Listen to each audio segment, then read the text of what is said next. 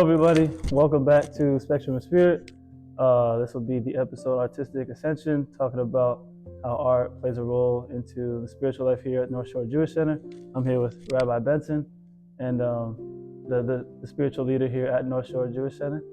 And so welcome, Rabbi Benson. Thank you for being here. Absolutely. Thank you, Paul, for the opportunity. I'm happy to be able to talk to you and share a little bit with your audience as well about the role that spirituality and art plays in our synagogue and in Jewish life, generally speaking. So I've been the rabbi here at the North Shore Jewish Center for going on now 12 years. Wow. And it's been really a pleasure to be the leader of the community here.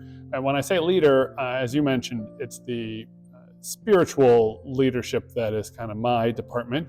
As is the case with most Jewish communities, there is a lay group of leaders who are the heads of the congregation, who then employ a rabbi to be their teacher and guide, but at the same time it's the community. And in fact, the word synagogue, it doesn't so much refer to the building that we're in. Synagogue actually is the original Greek meaning, referred to the Jewish community, the people themselves. And that's really the heart of the community, is the people who are here. That's amazing, awesome. I didn't know that the elders chose the rabbi. Did I get that right? Yes. So when a synagogue is looking to have a new rabbi, they will usually put together a search committee.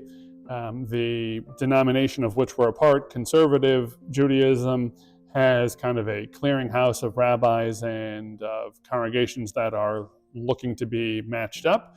And a congregation that's searching for a new rabbi can contact them. Nowadays, in the internet era, you can do your own kind of freelance searching as well, and congregations can bring in rabbis who are eligible, and it's really up to the congregation and the rabbi to pick who goes where. And so, I operate with a contract, and after so many years, the congregation and I will go into a renegotiation to hopefully extend the period. Interesting. So, yeah. That's really cool. I didn't know that. Thank you for that. Sure. Yeah. Next, I kind of want to get into what is the historical perspective on Jewish art, and how does it, how is it significant in the spiritual life here in the culture? Sure. So Judaism is interesting in that art certainly plays an important role, an integral role in the expression of faith and of culture. At the same time, because of prohibitions that we find in the Torah, in the Bible, on particularly the depiction of the human form, the ways in which art is used is typically to be found in more abstract representations, or in the beautifying of the ritual items themselves. So that could be, a particularly beautifully wrought menorah on Hanukkah, or the Ark as we have here.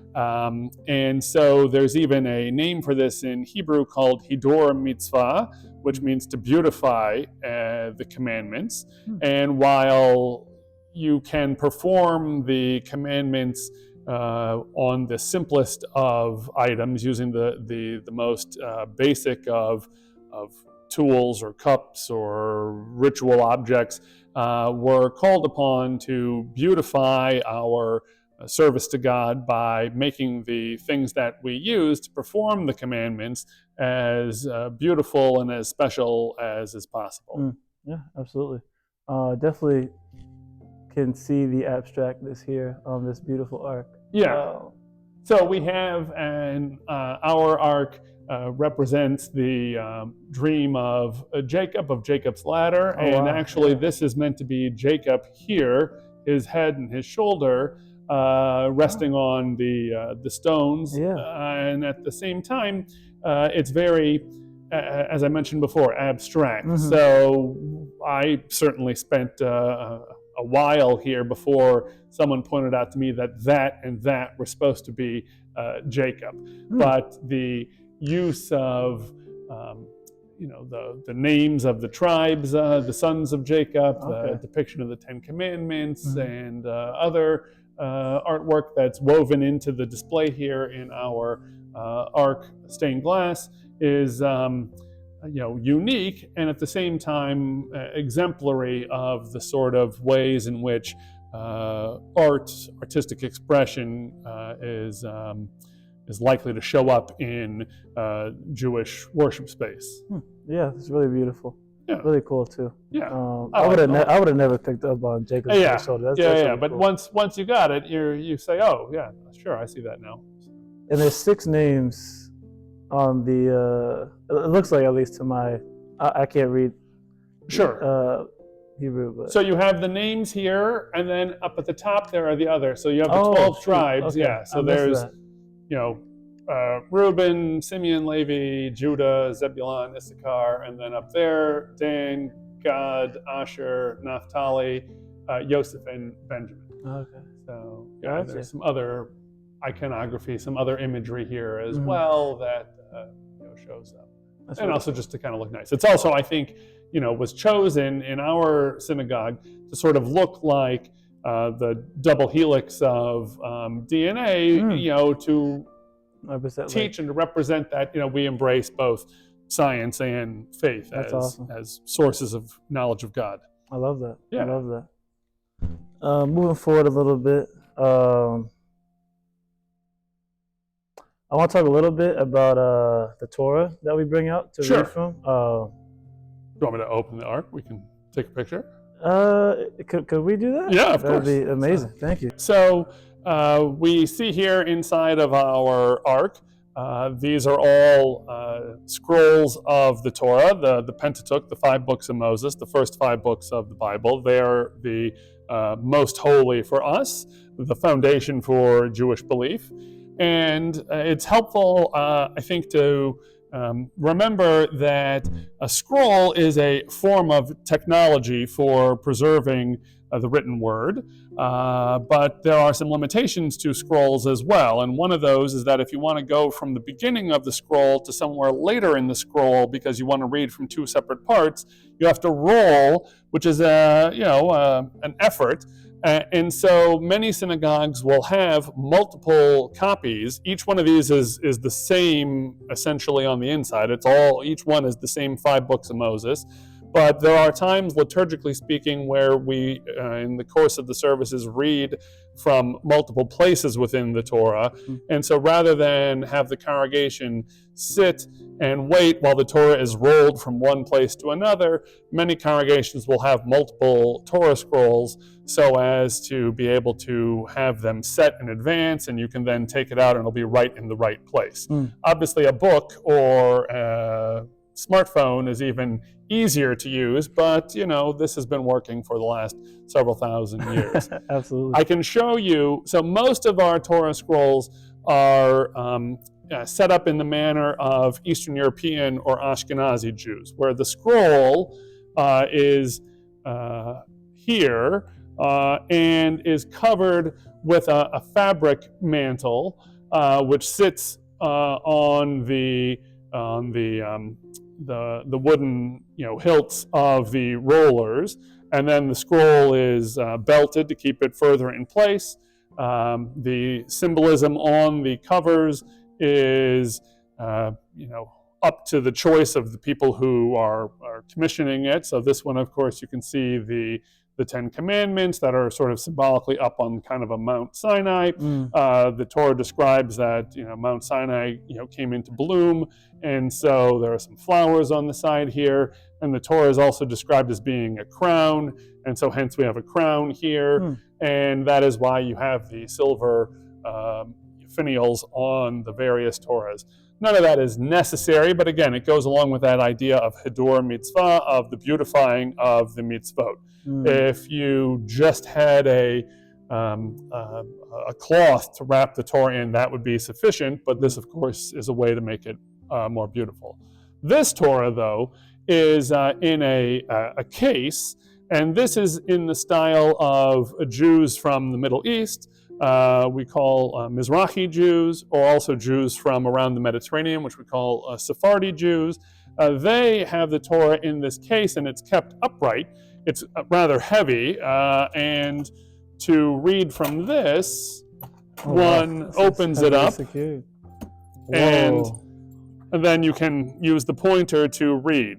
If the table is kind of short, I find as a tall person, and I imagine, Paul, you can relate to this too, that when you get down to the bottom, you have to really kind of scrunch over. But for most people, this works very nicely. And again, we have the various different Torahs in our collection, both of Eastern European background as well as of Middle Eastern background. Or this one actually comes from Jewish community in Burma, in Myanmar originally, to show the wide and multicultural nature of the Jewish community. Wow. Yeah. Wow, this is beautiful. Being up close is really cool too. I did not know there's so many Torahs in here. I thought it was just one, but so it's good for the Torah scrolls to rotate through them and not always use the same one, because it's written on parchment and it's written with ink. And so like with a leather belt or leather shoes or anything else of the sort, you want to sort of exercise the material, and so rolling through it to read from it helps to keep the Torahs in good shape. So we try to make sure that we use all of them from time to time. Absolutely. Yeah. Absolutely. Sounds great. Thank you. Good. Absolutely. Thank you so much. Wow, that's really cool. Man, feels like a holy experience right there, just being so close to absolutely. So have you ever written out with a special pen of some sort, writing out Hebrew? Or to write a Torah scroll requires specialized education to become a scribe, or as it's called in Hebrew, a sofer. Sofer is almost always also a rabbi, and has that training, but then has a specialization in terms of the writing of Torah scrolls. There are a number of items that require a sofer, a scribe's expertise. The Torah scroll being one, the mezuzah, the symbol on the doors of Jewish homes and buildings. There's a scroll inside of that, which needs to be written by a scribe, again on parchment, using ink and using a quill pen. And in addition to those two things, there are also the phylacteries that are worn by Jews when they pray during the week. These are leather boxes that are attached with straps to one's head and to one's arm, and inside the box there's also another little scroll that goes there in each one of those, or 4 in one and 1 in the other. And then also for a couple, if they need to be divorced, that also requires a special scroll to be written, and a scribe would write that as well. Okay. And so those are things that I've seen done, but I'm not trained myself to do those things. Gotcha. Cool. Wow, I didn't know there was so much writing involved in. Yeah, there are a number of things, and there are people who are professional scribes, and that's what their business is, to write new or to repair old documents that I mentioned. Awesome, thank you. You kind of talked about the Ark a little bit and the writings and how they're written. I'm wondering if you have any stories on how some of the art, even just the way the scrolls are beautified, how that was the thought process behind that, how faith may be involved in sort of that construction process of the Ark, of the scrolls. Sure. Yeah. So the Torah scroll must be written. There is room for personalized touches, for flourishes, for the scribe to have a little bit of their personality come through. Certainly something such as if you're writing in a large script or in a small one, because you want to have either an easy to read, although usually then heavier Torah scroll, or a smaller, more compact one, that's allowed. But the number of lines, the way in which the letters can be written, the rules for where paragraphs have to begin and end, all those things are predetermined according to tradition. That said, there is a whole world of art when it comes to the style of the script in which the Torah can be written, and there are people who are really expert in being able to identify that this particular style of calligraphy is from this school, it has these flourishes or these decorations, and again, those differences are allowed and are expressions of that concept of Hidur Mitzvah, that the words themselves are meant to be beautiful because they convey God's message to us, and so of course we want the words to be beautiful. There are a number of stories in Jewish tradition about the significance of the words, and one that I particularly like is that a good scribe is concerned with not just the black of the shapes of the letters, but also of the white of the background of the parchment, and even the white empty space is also part of God's message too. And so one needs to be careful with what one writes down, what one puts out into the world, as well as all the space around us as well. And I think that's a beautiful lesson about just how seriously we should take the nature of the words of the Torah scroll. That's so deep. I've never. Yeah. My handwriting is terrible. Mine too. Yeah. My handwriting in English and in Hebrew is pretty bad, so I would not be a good candidate to be a scribe. Yeah, but after this, I might have to be a little bit more intentional about. Be a little bit more thoughtful about it. Yes, because that lesson, I suppose, applies there too. When we're going to make our mark on something, we have to be careful that we're not, ruining it, but that we're beautifying it with whatever marks we make in the world. Absolutely. Wow, that's great. That's fun. Thank you.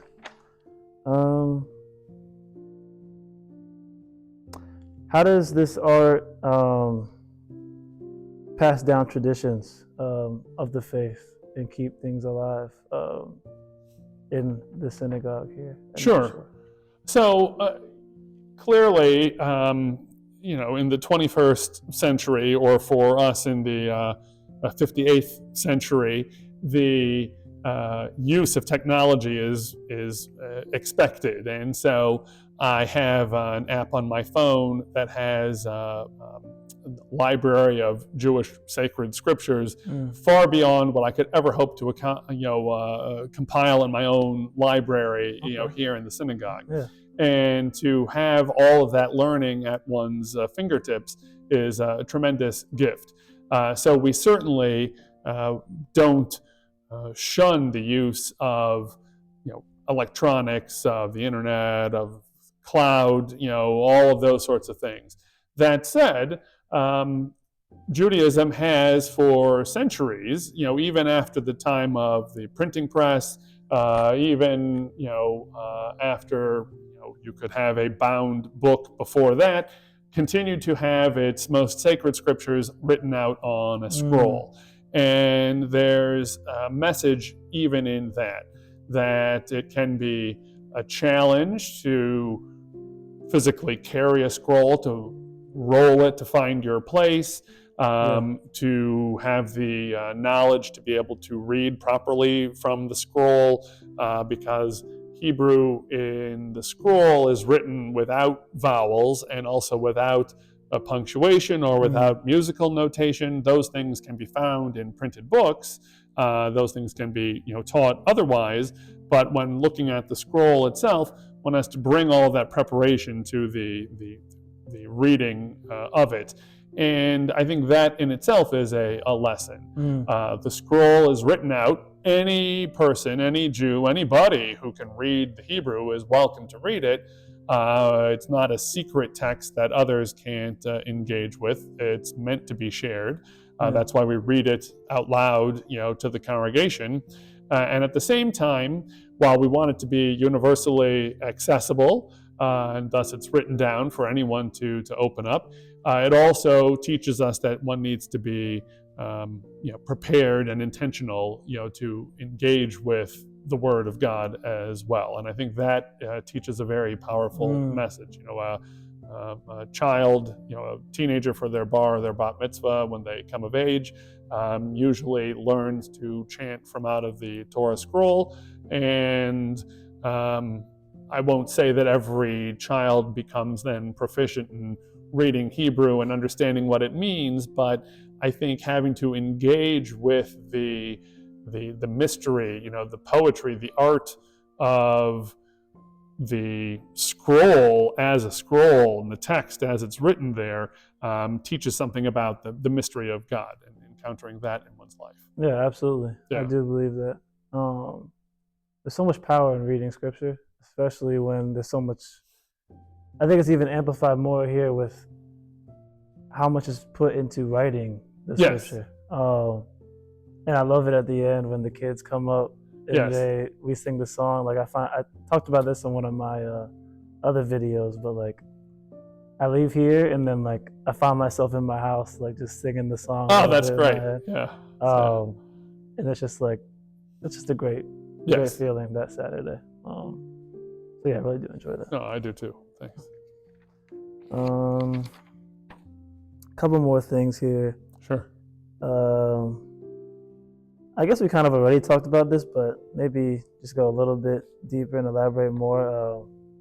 How does the ark, how does the scroll, other forms of art in the synagogue, how does it bond the community together and give somebody a better, well, not better, but enhanced spiritual experience? Sure. So I think, as you mentioned, anyone who comes in, I think that the ark is very striking and it's beautiful to look at. And the more you learn about what's on here, the more you can draw from it, even if you're here for the first time, even if a person's not Jewish.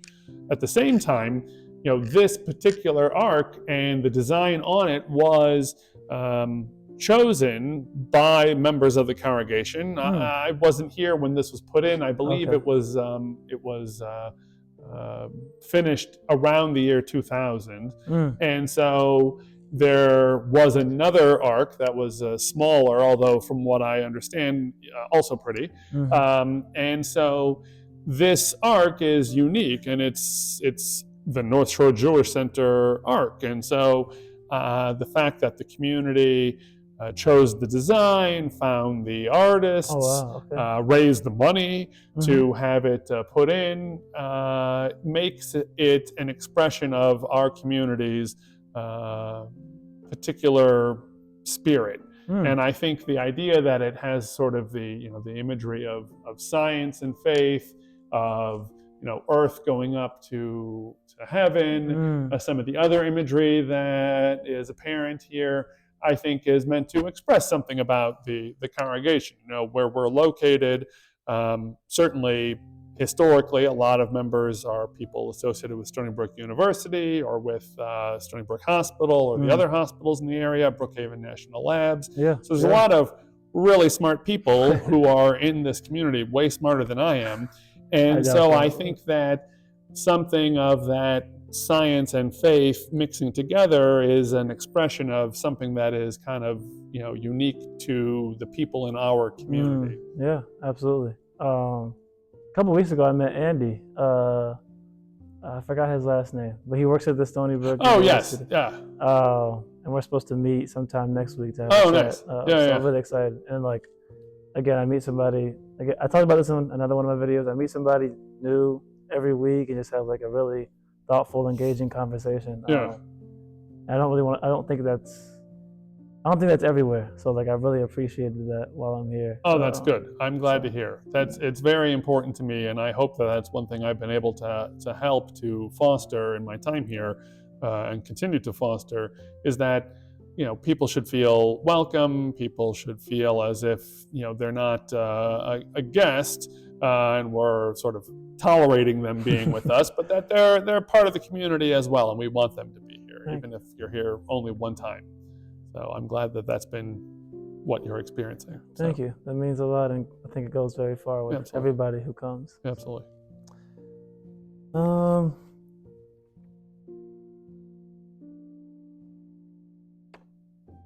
Yeah.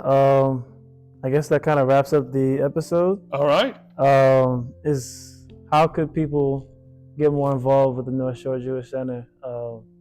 Yeah. Well, you can always check out our website, or we're on Facebook. I have a blog if you wanted to look at that. Okay. And of course, call the synagogue or make an appointment and stop in. We'd be happy to welcome anyone who has more questions. Great. Thank you so much, absolutely. Rabbi Benson, for Absolutely. this time. Thank you, Paul. And this is the end of the episode. Thank y'all for watching. Check out the other content at spectrumspirit.com. Peace.